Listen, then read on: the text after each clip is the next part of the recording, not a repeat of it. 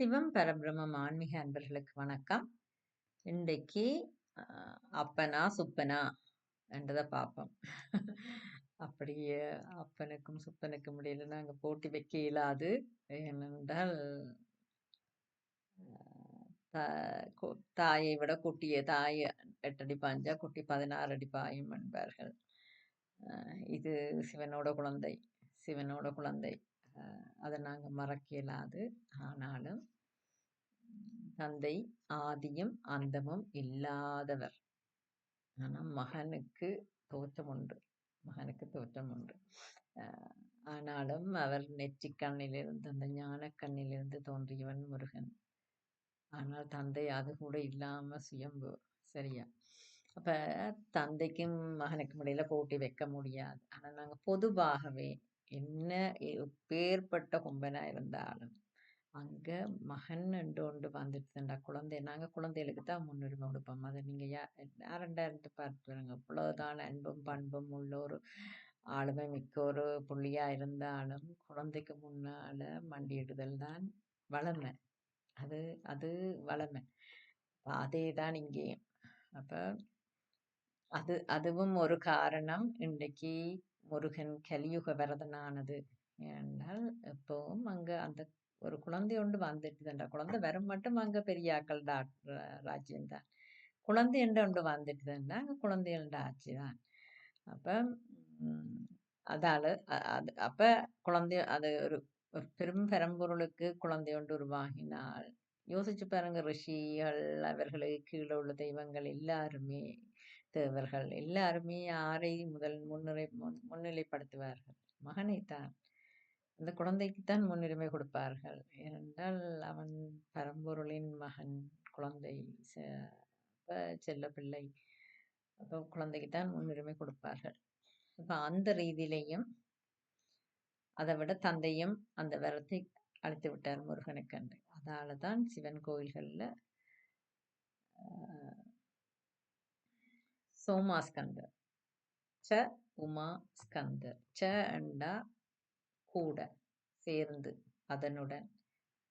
And என்று நாங்க இங்கிலீஷ்ல பயன்படுத்துறது அவர்களுடன் என்ற. ச என்றது உண்மையிலே சமஸ்கிருத இடைச்சொல். சமஸ்கிருத இடைச்சொல் தான் ச. ச உமாஸ்கந்தர் தான் சோமாஸ்கந்தர். ச பிளஸ் உமா, சோமா, சோமாஸ்கந்தர். சரியா? சோமாஸ்கந்தர். சோமாஸ்கந்த மூர்த்தியாக சிவன், அம்பாள், நடுவுல முருகன். அங்க சிவன் கோயில்கள்ல சோமாஸ்கந்த மூர்த்தியாகத்தான் அருள். அதாலதான் கலியுக வரதன். முருகன் மூலமாகத்தான் அந்த அருள்.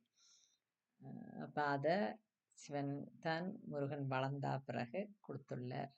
சரியா? முருகன் உண்மையிலே ஞானக்கண்ணிலிருந்து தோன்றிய ஞான முதல்வன். என்னன்னு சொல்றது, ஞான முதல்வன் தான். ஞான முதல்வன் என்று பிள்ளையாரையும் சொல்லுவினா, ஞான பண்டிதன். முருகனுக்கு ஞான பண்டிதன், ஞான முதல்வன் என்று பிள்ளையாரை சொல்லுவான். அப்ப ஆனா அப்படி முருகன் பரம்பொருள் என்ற மகனா இருந்தபடியா முருகன் பிறந்த பின்னர் முருகனால கிடைக்கிற பலன்கள் அதிகம். என்ன, சிவன் விருப்பு வெறுப்பு இல்லாதவர். அவர் சிவனேண்டு இருக்கிறவர், நிர்மலன். அப்ப அவர்கிட்ட இருந்து நாங்கள் சிலவற்றை எதிர்பார்க்கிறத விட முருகன்கிட்ட இருந்து எதிர்பார்க்கறது ஈஸி. விளங்குதா? பற்றற்றவர்கிட்ட இருந்து என்ன பற்ற நாங்க எதிர்பார்க்கலாம்? பற்றற்றவர்கிட்ட இருந்து என்ன நாங்க உலகாயத இன்பங்களை எதிர்பார்க்கலாம்? அவர் சிவனே என்று இருக்கிறவர், அவர் நிர்மலன், அவருக்கு விருப்பு வெறுப்பு இல்லை. இறைவன் எண் குணங்கள் சிவனுக்கு மட்டும்தான். இறைவனின் எண் குணங்கள் சிவனுக்கு மட்டும்தான். அப்ப அந்த சிவன்கிட்ட இருந்து நாங்கள், அவர் தரமாட்டார். அவர் கொடுத்திருக்கிறார், நிறைய கொடுத்திருக்கிறார். அவர் கொடுத்தா கொடுப்பார். ஆனால் அவற்றை இயல்பு அது. ஆனா முருகன் அப்படி இல்லை. முருகன் அழகு, செல்வம், எல்லாத்துக்குமே அவன்தான் அதிபதி. சரியா? இப்ப அவன்கிட்ட எல்லாம் வச்சிருக்கிறவன்ட்ட. முருகன் கோயில்களை பாருங்க, முருகன் செல்வக்கந்தன். சரியா? எங்கட இலங்கையிலேயும் செல்வச்சந்நிதி என்று வச்சிருக்கிறோம். ஏனென்றால் அது அவர் முருகன் கோயில் கொண்டிருக்கிற இடமெல்லாம் செல்வச் செழிப்புல அந்த கோயில்கள் இருக்கும். ஏன்டா முருகன் செழிப்புல வாழ விரும்புகிறார். அதால அவர் எங்க கோயில் கொண்டாலும் சிவன் கோயில் தான் பாழடைஞ்சு போய் இருக்கும். ஒருவேளை தீபம் ஏத்துறது கூடி ஆளை தேட வேண்டிய நிலைமை சிவனுக்கு இருக்குது. ஆனா முருகன் அப்படி இல்லை. எங்க கோயில் கொண்டாலும் அவனுக்கு தெரியும் எப்படி செல்வத்தை கொண்டு வந்து சேர்க்க வேணும். எப்படி பக்தர்களை கொண்டு வரணும், எப்படி தனக்கு செல்வத்தை கொண்டு வரணும், எப்படி தான் டாம்பிகமா ஒரு இளவரசன் ஆட்டமா அந்த கோயில்ல முருகனை வச்சிருக்கிற அளவுக்கு முருகனால அந்த கோயிலை வச்சிருக்க முடியும். சரியா? அதனால முருகன் கோயில்கள் எப்பவுமே செழிப்பாகத்தான் இருக்கும். இப்ப அப்படிப்பட்ட செழிப்பானவன்கிட்ட நாங்கள் ஈஸியா ஒரு குழந்தைய நாங்கள் குளிர் வச்சு பலன் பெறுறது ஈஸி. நான் அப்பன் எப்படியோ அப்பன் நிலைமை தெரியும். அப்பன் முக்தியை தரவர். அப்ப முருகனும் முக்தியை தருவார். இல்லாமே இல்லை. முருகனுக்குள்ளாகவும் முக்தியும் கிடைக்கும். ஆனால் உலகாயுத இன்பங்களுக்கு முருகன் தான். அப்ப அதனாலதான் கலியுக வரதன் என்று முருக வழிபாடு தென்னகத்தில் அதிகம். இலங்கையில நல்லூர் தான், நல்லூர் செல்வச்சநிதி என்று குறிப்பிட்ட இடங்களுடைய. ஆனால் இலங்கை பொதுவா சிவனுக்குரியது தான். ஆனா சிவன் முருகன் கோயில் முருகன் டாம்பீகம். முருகன் அதாலதான் அந்த நல்லூர் எல்லாருக்கும் பிரசித்தமானது என்றால் முருகன் டாம்பீகம். அதோட 25 நாள் திருவிழா. அது சும்மா இல்லை, 25 நாள் திருவிழா. மற்ற கோயில்கள் எல்லாமே 10 நாள் திருவிழாவோட முடிஞ்சிடும். இனி மற்றவையெல்லாம் அடக்கித்தான் வாசிக்கணும். ஆனா முருகன் அப்படி இல்லை, சும்மா டாம்பிகம் தான். முருகனை அலங்கரிக்க வழிகிட்டா ஒவ்வொரு நாள் எப்படி வருவாருன்னு பார்க்கறதுக்காகவே கோயிலுக்கு போக வேண்டி வரும். அந்த திருவிழா நாள்கள் எல்லாம் ஒவ்வொரு நாளும் எந்த அலங்காரத்துல முருகன் வாராருன்றதை பார்க்கறதுக்கு தான் ஜனம் கூடுறது அங்க. அப்ப அப்படி அந்த இதால நல்லூர் செழிப்பா வந்தது. தவிர இலங்கை பொதுவாக சிவனுக்குரிய சிவ வழிபாடு தான். அங்க சைவர்கள் என்றுதான் எல்லாரும் தங்களை சொல்லிக் கொள்வது, எங்களை சொல்லிக் கொள்வது. சிவ வழிபாடு தான் மெயின். ஆனால் முருகன் குழந்தை. அப்ப முருகனுக்கு அங்க முன்னுரிமை. அந்த இதுல முருகன் அங்க.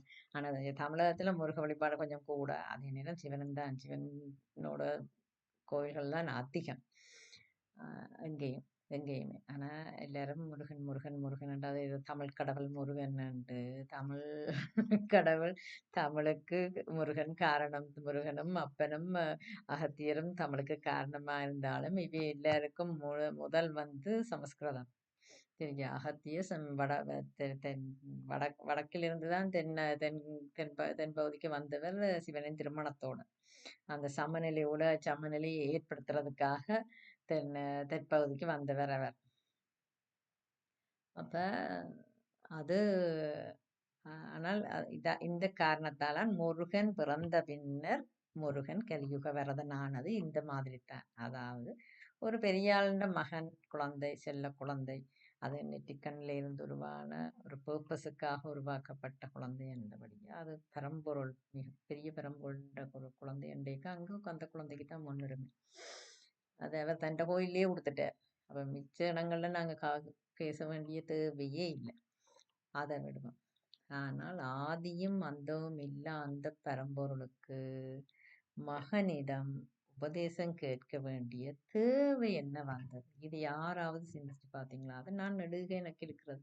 அது என்ன பிரணவ பொருள், சிவனுக்கு தெரியாத பிரணவ பொருள்ல முருகனுக்கு இருந்து சிவன் தனக்கு தெரியாதுன்னு சொல்லி உபதேசமாக ஏன் கேட்க வேண்டி வந்தது? இன்னும் தெரியா உங்களுக்கு இப்படி நீங்க இந்த கதைகள் எல்லாம். ஆனா எனக்கு சின்ன நான் அறிஞ்ச கதைகள் ஒவ்வொன்றும் எனக்குள்ள கேள்விகளைத்தான் ஏற்பட்டிருந்தது. ஏனோ தெரியாது.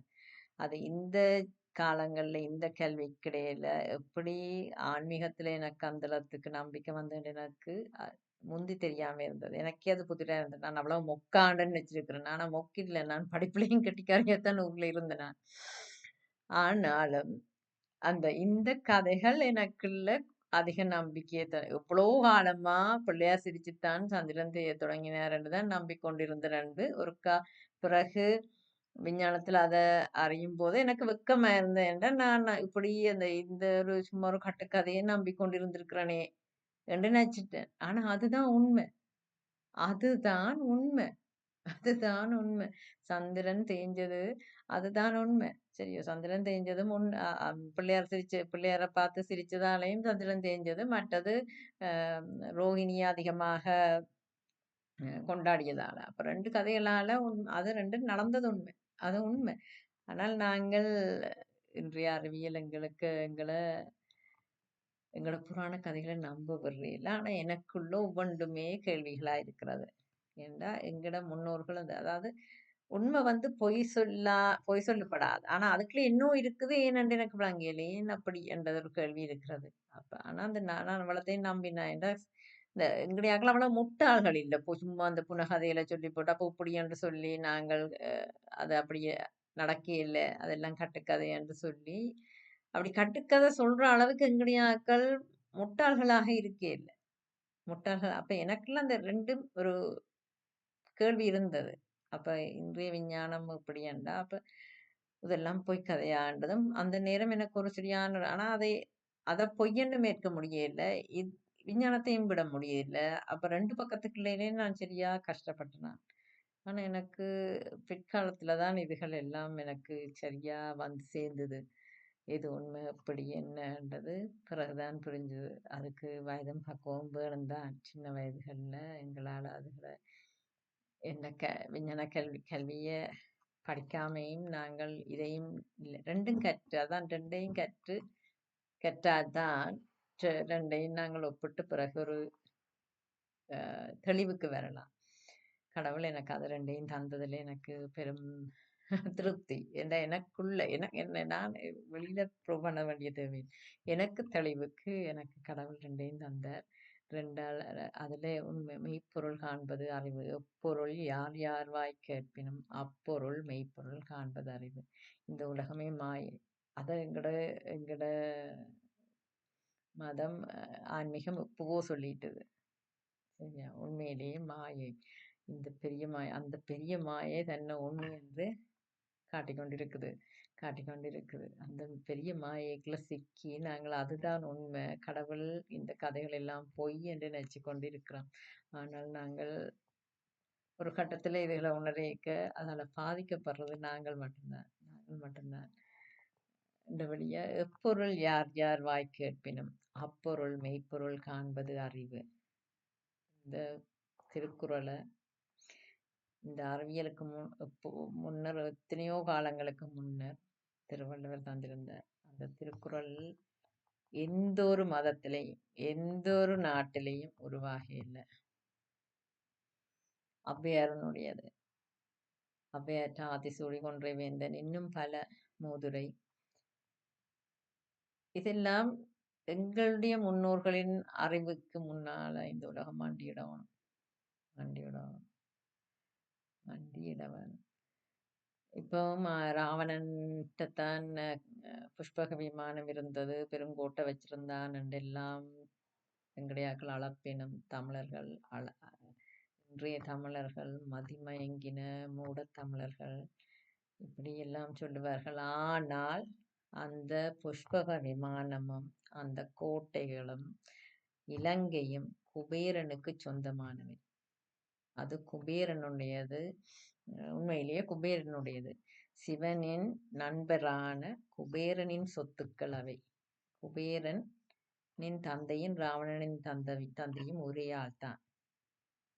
ஒரே முனிவருக்குத்தான் ராவணனும் பிறந்தார், குபேரனும் பிறந்தார். ஆனா குபேரன் முனிவரின் முனிபத்தினிக்கு, அதாவது இன்னொரு முனிவர் வம்சத்துல வந்த ஒரு பிராமண பெண்ணுக்குத்தான் குபேரன் பிறந்தார். ராவணனோ ஏமாற்றிய அரக்கிக்கு பிறந்தார். ராவணன், கும்பகர்ணன், விபீஷணன், மற்றது சூர்பனகையார் 4 பேரும் உண்மையிலேயே அரக்கிக்கும் அந்த முனிவருக்கும் பிறந்தவர்கள். சரியா? ராவணன் எப்படியோ அரக்கிக்கு பிறந்தபடியா அசுர பலம் ஆளுக்கு அசுர பலம். அந்த பலத்தால சரியா, உடல் பலம் வேற, மதி பலம் வேற. சரியா? மதி நல்லதா இருக்கணும். அதுதான் நல்லவர்களுக்கு உள்ளது. உடல் பலம் அசுர பலம் நல்ல புத்தி உள்ளவர்களுக்கு அசுர பலம் வாரது குறைவு, உடல் பலம் இருக்கிறது குறைவு. சரியா? அதுதான் உண்மை. அதாலதான் தேவர்கள் பலத்தில் குறைந்தவர்கள், தேவர்கள் ஆனால் குணத்தில் சிறந்தவர்கள். சரியா? அதுலயே எல்லாம் முடிஞ்சு போச்சு. அப்ப அந்த பலத்தால குபேரனிட்ட இருந்து புடுங்கி ஆண்ட நாடும் சொத்துக்களும் தான் புஷ்பக விமானமும் இலங்கையும். என்றபடியா நாங்கள் யாருமே, இலங்கையர்கள் யாருமே ராவணனின் வம்சம் கிடையாது. இப்ப ஆங்கிலேயரும் முகலாயரும் இலங்கை இந்தியாவை ஆண்ட போது எப்படி அவர்களுடைய வித்துக்களும் கொஞ்சம் உருவானதோ அப்படி அங்கனைக்கு இங்கனைக்கு கொஞ்சம் எச்சங்கள் இருக்கலாம். அதை தவிர்த்து பூர்வ குடிகள் ராவண வம்சம் கிடையாது. அது குபேரன் ஆண்ட குடிகள். சரியா? குபேரன் ஆண்ட குடிகள். அப்ப நாங்கள் யாருமே ராவண தேசம் கிடையாது, ராவண தேசமும் கிடையாது, ராவண வம்சமும் கிடையாது. சரியா? ராவணன் கனகாலம் ஆண்டான், அது வேற. என்ன, அவனுக்கு அந்த பலம் இருந்தது, அவன் பெற்ற வரம் இருந்தது. அதால அவன் அந்த வரத்தால அவன் பலத்தால அந்த நாட்டை நல்லா ஆண்டான். அது உண்மையா குபேரபுரி, அது குபேரபுரி. பிறகுதான் ராவண தேசமானது. அப்படியே யாருமே இனி நாங்கள் ராவண வம்சம் ராவண தேசம் என்று பேசாதீங்க. சரியா? அது ராவண தேசம் கிடையாது. சிவனுக்கு பிடிச்ச சிவனின் நண்பர் குபேரன். இன்று வரை சிவனின் நண்பராக குபேரன் இருக்கிறார். ஆனா ராவணன் எங்க மாண்டு விட்டான். சிவபக்தன் ராமன் எங்க? அவன் சிவபக்தன் தான். தேவர்கள் கடுந்தவம் செய்தது கிடையாது. ஏண்டா அவர்களுக்கு உடல் பலம் குறைவு. மனோபலம் உடல் பலம் நல்லவர்களுக்கு குறைவு. சரியா? அசுர பலத்தால தான் தவங்களை தவ வலிமை வருது. அந்த தவ வலிமையை பெற்றுத்தான். ஆனால் என்ன, ரிஷிகளுக்கும் தவ வலிமை இருக்கு. ஆனா அவர்கள் கண்டதையும் விரதமாக கேட்க போவதில்லை. அவர்கள் நல்ல குணங்களோட தங்கள் வலிமையை தங்களுக்குள் கூட்டி தாங்கள் பலருக்கு நன்மை, உலகத்துக்கு நன்மையாக வாழ்ந்தவர்களும் வாழ்கிறவர்களும் தான் ரிஷிகள்.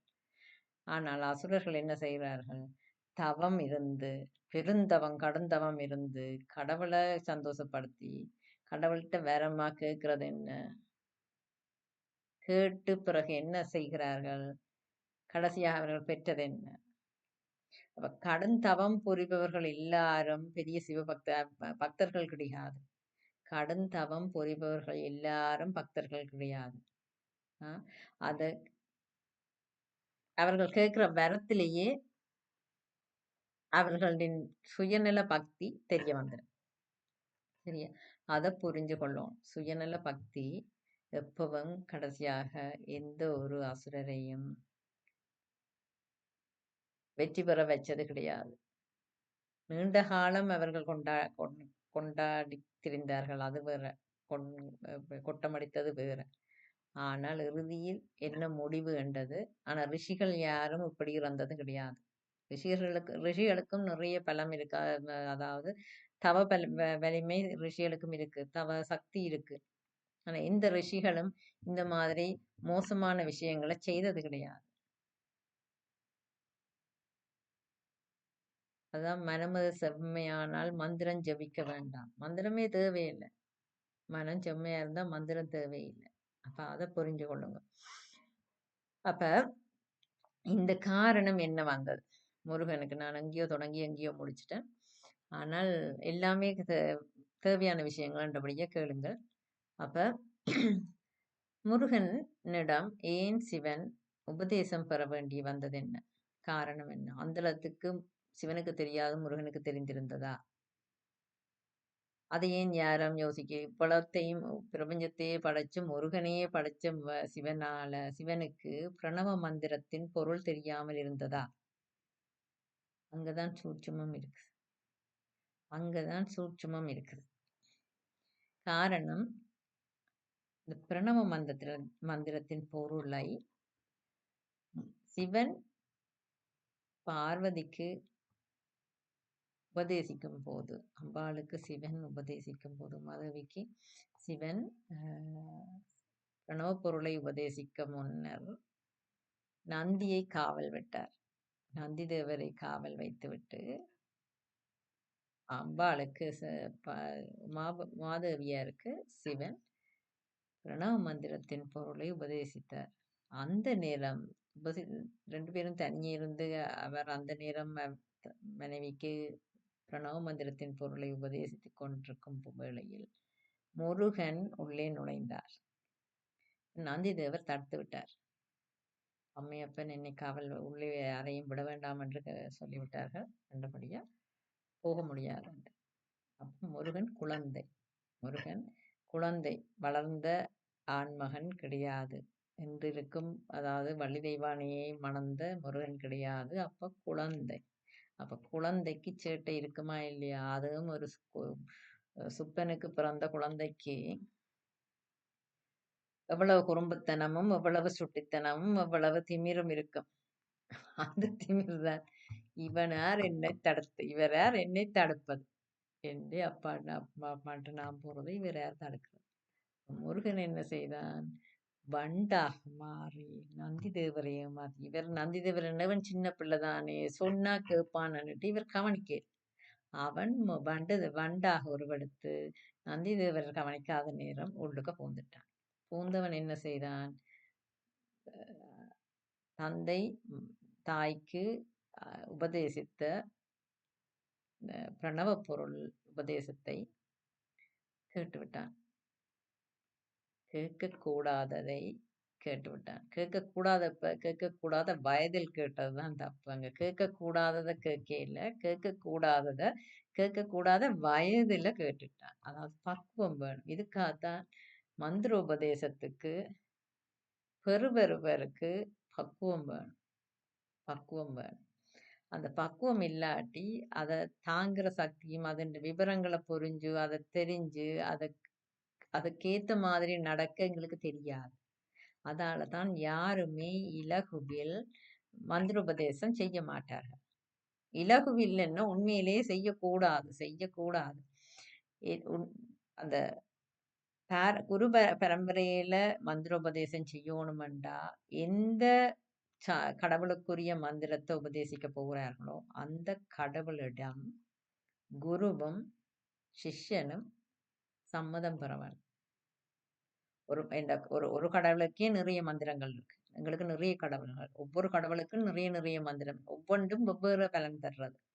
அப்ப எந்த மந்திரமாயினும் அந்த மந்திரம் எந்த கடவுளுக்குரியதோ அந்த கடவுள் அந்த மந்திரத்தை அந்த குரு அந்த சிஷ்யனுக்கு உபதேசிப்பதற்கு சம்மதம் தரவர்.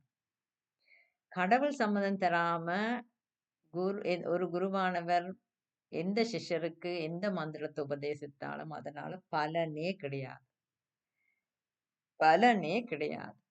ஏனென்று சொன்னா அந்த சிஷ்யனுக்கு, அதாவது அந்த பக்தனுக்கு அந்த மந்திரம் தேவையா, என்னத்துக்காக தேவை, எப்படி அது பயன்படும் எல்லாம் பார்த்துத்தான் அந்த தெய்வம் அதுக்கு சம்மதம் தரும்.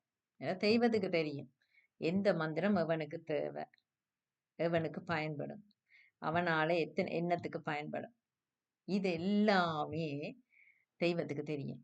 அப்ப அந்த தெய்வத்தோட அனுமதி இல்லாம அதாவது அந்த குருவானவருக்கு தெய்வத்துடனான தொடர்பு இருக்கிற குருவால மட்டும்தான் ஒரு சரியான மந்திரத்தை சரியான சிஷ்யனுக்கு கொடுக்க முடியும்.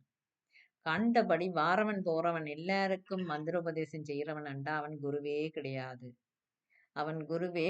அதை நம்புங்க. முதல்ல கடவுள் சம்மதிக்காம ஒரு மந்திரத்தை நீங்க உபதேசமா பெற்றா அந்த கடவுள் நீங்கள் எவ்வளவு உபதேசம் செய்தா எவ்வளவுதான் நீங்கள் மந்திரம் ஜபித்தாலும் அந்த கடவுள் வந்தாலும் அதால உங்களுக்கு தான் பாதிப்பு நடக்கும். ஏனென்றால் நீங்கள் அந்த உரிய முறைப்படி அந்த மந்திரத்தை நீங்க பயன்படுத்தவர். அப்படி இல்லாட்டி உங்களுக்கு அந்த கடவுள் அருள் செய்வதற்கு பதிலாக அழிச்சு விட்டுரும். அந்த கடவுளே என்ன கடவுள் உங்களுக்கு தெரியும். ஒவ்வொரு கடவுள்லையும் சாந்த குணமுள்ள கடவுளும் இருக்கு. அதாவது சிவன் அமைதியான சாந்தமான சிவனும் இருக்கிறார், ருத்ரனும். ஒவ்வொரு தெய்வத்திலையுமே அம்பாள் சாந்த சுரூபியும் இருக்கிறா, காளி துர்காவும் இருக்கிறார். கண்டபடி நீங்க பயன்படுத்தினா, அந்த கடவுள்ட இதுக்கு கோபத்துக்கு ஆளாவீங்க. அந்த கோபம் உங்கள சும்மா ஈஸியான விஷயங்கள் இல்ல இதெல்லாம். கண்டபடி எல்லாரும் மந்திரோபதேசம் செய்கிறார்கள் இந்த காலத்துல. அப்படி செய்ய முடியாது. செய்ய முடியாது. செய்ய முடியாது. நீங்கள் உண்மையிலேயே பழைய ஆட்கள பாருங்க. தகுதி இல்லாம யாருக்கும் செய்ய மாட்டார்கள். ஆனா இந்த காலத்துல எல்லாரும் இல்ல. ஏன்டா எல்லாரும் குருவா இருக்கணும்னு ஆசைப்படுறார்கள். எல்லாரும் அப்ப நிறைய சிஷ்யர் முந்தின ஆட்களுக்கு 1, 2 சிஷ்யர் தான். தேர்ந்தெடுத்து அந்த சிஷ்யருக்கு, அந்த தகுதியுள்ள சிஷ்யர்களுக்கு தான் குடுப்பேன் மந்திரோபதேசம். இப்ப எல்லாருக்குமே ஃபேமஸ் வேணும். நிறைய சிஷ்யர்கள் வேணும். அத்தனை பேருக்கும் நாங்கள் மந்திரத்த குடுப்போம். நான் பெரிய அப்படி மந்திரத்த குடுத்தா நாங்க பெரிய குரு. நம்புங்கோ. கடைசி வரையும் அவர்கள் உண்மையான போலி குரு. அதத்தான் குருவும் குருவும் குருட்டாட்டம் ஆடி, குருடும் குருடும் குருட்டாட்டம் ஆடி, குருடும் குருடும் குழி விழுமாறே என்று அகத்தியர் சொல்லி வச்சார். சரியா? போலி குருமார்களை பற்றி அகத்தியர் சொல்லி வச்ச வாக்கியம் இது. சரியான குருவா தேர்ந்தெடுக்காட்டி நீங்கள் குழியிலான் குருவோட சேர்ந்து நீங்களும் குழியலாம் வேண்டாம். போலி குரு தனக்கே ஒண்ணும் தெரியாது. உங்களுக்கு தவறாக வழி நடத்துவார். அப்ப 2 பேருமா சேர்ந்து குழியில விழத்தான் சரியொழிய உங்களுக்கு மேன்மை கிடைக்காது. இருக்கிறத விட கீழ தான் போவீங்க. இந்தபடியே கண்டபடி மந்திரோபதேசம் பெற அலையாதீங்க. சரியா? மந்திரம் என்றது சும்மா விளையாட்டு விஷயம் இல்ல. விளையாட்டு விஷயம் இல்ல. அதுக்கு நீங்க ரெடியா? 1000 ஆசாபாசங்களோட, 1000 விஷயங்களோட தத்தளிச்சு கொண்டிருக்கிற உங்களுக்கு எதுக்கு மந்திரம்? உங்களுக்கு என்ன தேவையோ அத கடவுள்ட்ட கேளுங்க. அத தந்துட்டு போவார். உங்களுக்கு உலகாயுத விஷயங்கள்ல இத்தனை என்ன தேவையோ, அல்லது ஞானம் வேணும்னா ஞானத்த கேளுங்க. ஞானத்த தந்து பிறகு உங்களுக்கு உங்கள பக்குவப்படுத்தி, உங்களுக்கு பக்குவம் வரைக்க கடவுளே அந்த மந்திரத்த தருவார். கடவுளே தருவார். தகுதியான குருவை கொண்டு வந்து சேர்ப்பார். நாங்களா தேடினோம்னா போலி குருமார்ட்ட போய் சும்மா எங்கள எல்லாத்தையும் குடுத்து, போலி குருமார்ன்ட்ட வேண்டி நாங்களும் விழுந்து, அது சும்மா விஷயம் இல்ல. இப்போ எங்கட இந்த பெ கிடைச்சற்கரிய மனித பிறவிய பாழாக்கி விட்டுரும் பிடிச்சு. பின்னோக்கி போயிடுவீங்க. அப்புறம் எத்தனையோ பிறவிகள் எடுக்க வேண்டி வந்துரும். உங்களுக்கு சரியான மந்திரம், சரியான குருவுடன் இருந்து கிடைக்கணுமெண்டா, அதுக்கு நீங்க உங்களோட மனத்த தூய்மையாக்கிக் கொண்டு கடவுள் பக்திய வளர்த்துக் கொள்ளுங்கோ.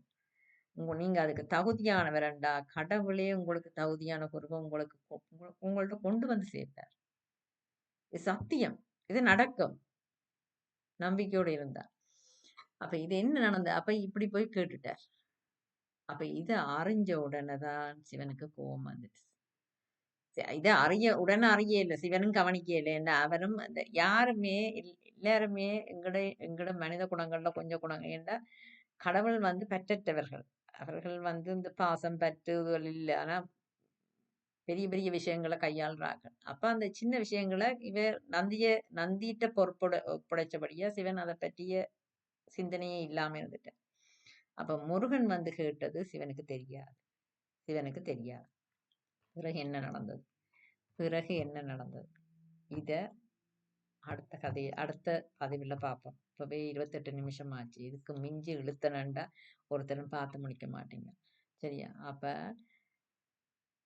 பெரிய பிரபஞ்ச தோற்றத்துக்கு காரணமான அந்த ஓம் என்ற பிரணவ மந்திரத்தின் பொருளை சிவன் பார்வதிக்கு மட்டும்தான் உபதேசித்தார். அது தெரிந்தவர்கள் அடுத்தது விஷ்ணு, பிரம்மன். சரியா? மற்றவர்களுக்கு தெரியாது என்ற எல்லாரும் படைப்புல ஈடுபடுற இல்ல. படைப்புல ஈடுபடுற இந்த 3 பேரும் தான். சரியா? விஷ்ணுவுக்கு கூட தெரியாதுன்னு சொல்ல வேண்டாம். பிரம்மன் தான் படைக்கிறவர். அப்ப பிரணவ மந்திரத்தின் பொருளை சிவன் தெரிஞ்சவர்கள் சிவன், பிரம்மா, விஷ்ணு. அடுத்தது பார்வதிக்கு முதல் சிவன் உபதேசிக்கிறார். அந்த நேரம் நந்தி தேவரை எய்த்துவிட்டு முருகன் வண்டு உருவம் எடுத்து சிவன் அம்பாளின் காதில் உபதேசித்த பிரணவ மந்திர பொருளை திருட்டுத்தனமாக கேட்டுவிட்டார். சரியா? கேட்கக்கூடாத வயதில் கேட்கக்கூடாத விஷயத்தை கேட்டுவிட்டார். அது இன்னும் தான் அம்மையப்பரும் யாருக்கும் தெரியாது.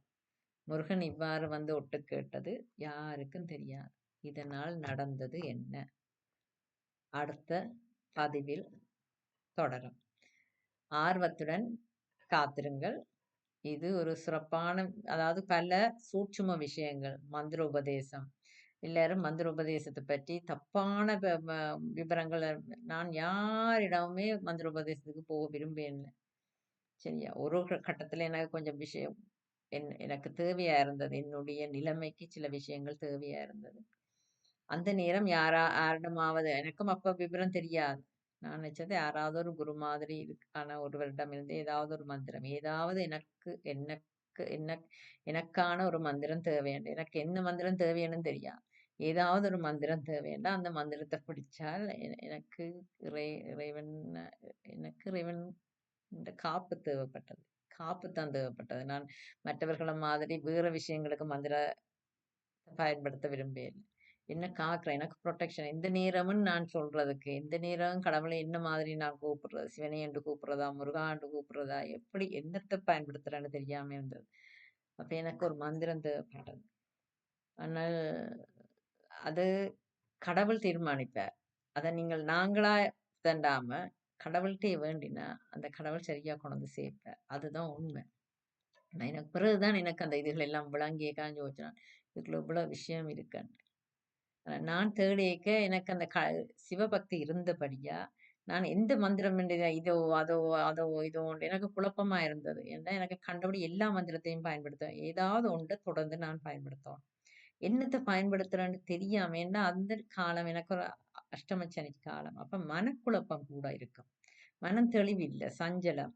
அதா இதா அதா இதா எதை தேர்ந்தெடுக்கிறேன்னு தெரியாது. எனக்கு சரியானது வேணும். எதுன்னு தெரியாம போச்சு. எதை செய்யலாம், எதை தொடர்ந்து என்னால செய்யலாம், கணக்கு எல்லாம் யோசிச்சேன்.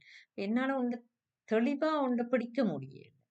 அந்த நேரம் கடவுளைத்தான் இறக்கி இறக்கி நான் என்ன செய்ய என்ன செய்ய என்ன செய்ய என்று கடவுளை வேண்டத்தான் கடவுளே சரியா கொண்டு வந்து சேர்ந்தேன். அப்ப நான் யோசிச்சேன், அவருக்கு தெரியும் எங்களுக்கு என்ன தேவையான எங்கட நிலைமை கடவுளுக்கு தான் தெரியும். எங்களுக்கு ஏத்த மந்திரம் எதென்று கடவுளுக்கு தான் தெரியும். எங்களுக்கு தெரியாது. குருவுக்கும் தெரியாது. என்ன குருவுக்கு எங்கட நிலைமை தெரியாது. குரு வெளியில நிக்கிறார். ஆனா கடவுள் எங்களுக்கு உள்ளே இருக்கிறார். அப்ப எங்கட நிலைமை 100% தெரிஞ்சால் கடவுள் மட்டும்தான். அப்ப எங்களுக்குரிய மந்திரத்தை என்ன எங்களால சில எங்கட உடம்பு, மனம், எங்கட ஆற்றலுக்கு சில மந்திரங்கள் தான். அத மீறி எங்களால செய்ய இயலாது. அதுக்கான உடம்பும், மனமும் இருக்காது. அத தொடர்ந்து எங்களால செய்யவும் இயலாது. மந்திரத்தை ஜபிக்க இயலாது. சில மந்திரங்களை எங்களால தொடர்ந்து எங்களுக்கு பாசிபிள் இல்ல. அது எங்களுக்கு முதல் விளங்காது. உங்களுக்கு எல்லாம் இப்ப விளங்காது. அது பிறகு நீங்க உள்ளுக்குள்ள இறங்கின அப்புறம்தான் உங்களுக்கு அந்த என்ன அதுல போக போக போக போகத்தான் அதன் தன்மைகள், நிலைமைகள், சூழ்நிலைகள் எல்லாமே விளங்கும். என்றபடியே எப்பவுமே யாரிடமும் மந்திரோபதேசம் கேட்க போகாதீங்க. உங்களுக்கு ஒரு மந்திரம் வேணுமெண்டா, எந்த கடவுளோ, எந்த கடவுள்ன மந்திரம் வேணுமோ, அந்த கடவுளை நோக்கின பக்திய கூட்டுங்க. தொடர்ந்து கடவுளை வேண்ட வேண்ட வேண்ட அந்த கடவுளுக்கு தெரியும் உங்களுக்கு என்ன தேவை, எந்த மந்திரம் உங்களுக்கு தேவை, எது உங்களுக்கு பயன்படும், எது சரியான மந்திரம். அது கடவுளுக்கு மட்டும்தான் தெரியும், குருவுக்கும் தெரியாது. எந்த குருவுக்கும் தெரியாது. கடவுள் தான் குருவுக்கும் சொல்றது, கடவுள் தான் உங்களுக்கும் சொல்றது. 2 பேரையும் கனெக்ட் பண்ணி வைக்கிறது கடவுளையே ஒழிய நாங்களா போய் தேடவும் இயலாது. குருவா வந்து எங்களை தேடவும் இயலாது. சரியா? மந்திர உபதேசம் என்றது டோட்டலி வித்தியாசமான ஒரு விஷயம். நாங்க கற்பனை கெட்டாத விஷயம். எங்களால அறிவு கெட்டாத விஷயம். அத நீங்க உள்ளுக்க நுழையத்தான் பிறகுதான் எனக்கு கன விஷயம். நான் எதையோ எல்லாம் நல்ல காலம் அதையெல்லாம் நான் அந்த மந்திரத்தை எல்லாம் பயன்படுத்த யோசிச்சேன். ஒன்றும் கிடைக்காம எனக்கு எனக்கு அந்த மந்திரத்துக்காக தேவைப்படையில்லை. என்னுடைய சூழ்நிலைக்கு அட்டமதி சனி பாதிப்புகள்ல இருந்து என்ன காக்குறதுக்கு எனக்கு ஒன்று தேவைப்பட்டது. என்னத்தை பிடிக்கிறேன்னு தெரியாம. எத்தனையோ மந்திரங்கள் எல்லாம் எத்தனையோ விஷயங்களை நினைச்சு அதை செய்வா, இதை செய்வா, அதை சொல்லவா, இதை சொல்ல. ஆனா நான் நினைச்ச மாதிரி நானா தேர்ந்தெடுத்திருந்தேன்னா அதை என்னால தொடர்ந்து என்னால அதை பயன்படுத்திருக்க முடியாது. அதுக்காக நான் சொன்ன எப்பவுமே பஞ்சாட்சர ஜபம் தான் பெஸ்ட். எல்லாருக்குமான மந்திரம் பஞ்சாட்சரம். அதனாலதான் நால்வரும் அதை எங்களுக்கு சொல்லித்தான். எந்த மக்களுக்குமே, எந்த சூழ்நிலைக்குமே, எந்த கொம்பனுக்கும் சுப்பனுக்கும் எல்லாருக்குமே எல்லாவிதம் உங்களுக்கு தேவையான அத்தனை பலனையும் தரக்கூடியது பஞ்சாட்சர ஜபம்.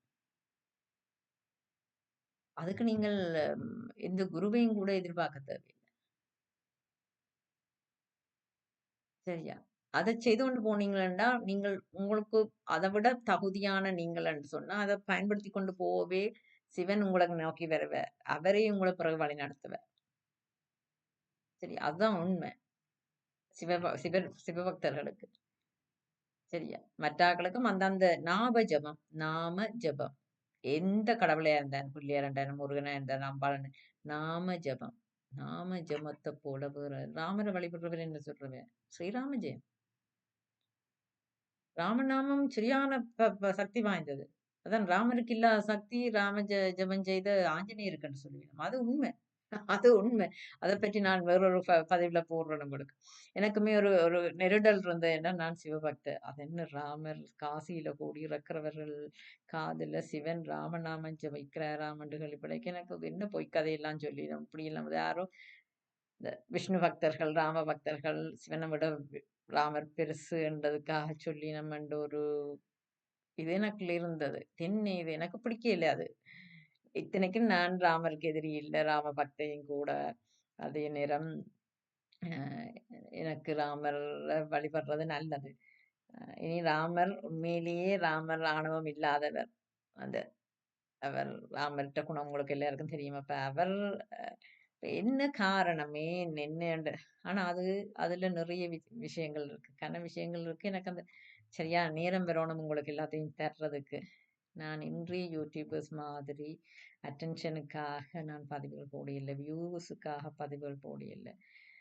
எனக்கு சரியான வியூவர்ஸ் வேணும். கண்டபடி எல்லாரும் எல்லாத்தையும் பார்க்கவும் மாட்டாங்க. உண்மைய மெய்ஞானத்தை, மெய்ப்பொருளை, மெய் விஷயத்தை தேடுற ஆக்கள் மட்டும்தான் தேடி வருவார்கள், நிலைப்பார்கள். எனக்கு அது போதும். என்றால் எனக்கு அந்த உண்மையான ஆக்கள் வியூவர்ஸ் வேணும். உண்மையான விஷயம் தேடுற ஆக்கள், உண்மையான நல்ல மனமும் உள்ளமும் உண்மை தேடல் உள்ளவர்களும் உண்மையானவர்களும் நெஞ்சில நேர்மை உள்ளவர்கள் தான் வேணும். அவர்கள் பார்த்தா தான் அதால பார்த்து பலன் இருக்கு. 1000 பல்லாயிரக்கணக்கான மில்லியன் வியூஸ் வந்து வியூஸும் மில்லியன் தான் கண்டவரும் வந்து அத பார்த்து அது எனக்கு இன்றைக்கு பலன் தந்துட்டு போலாம். பண விஷயத்துல எனக்கு இன்னும் பணம் பெற தொடங்கிற யூடியூப்ல அது வேற. ஆனால் அப்படி வாரதால அதுக்கு நான் டார்கெட் பண்ண வழிகிட்டேன்டா எனக்கு நான் பணத்தை தான் தேடுவேனே ஒழிய பணத்தைத்தான் நான் அந்த என்னுடைய பதிவுகளால அடைவேனே தவிர சரியான வியூவர்ஸை நான் அடைய மாட்டேன். அப்படியே நான் அதுக்கு டார்கெட் பண்ணல. அப்படி டார்கெட் பண்ணினால் நான் நிறைய மற்றாக்கள் விரும்புகிற மாதிரியான அடிக்கடி பதிவுகளும் பெரிய பெரிய விஷயங்களும் அது எனக்கு அது என்னுடைய நோக்கம் இல்லை. எனக்கு அது சரியும் வராது. என் வாழ்க்கையே அப்படித்தான் இருந்தது. எந்த இடத்துல வேறு யார்கள் இருந்திருந்தா அமோகமாக வாழ்ந்திருப்பார்கள். எனக்கு கிடைச்ச வாழ்க்கையெல்லாம் என்ன செய்து வச்சிருக்கிறேன்ன்றது என்னை அறிஞ்சவர்களுக்கு தான் தெரியும்.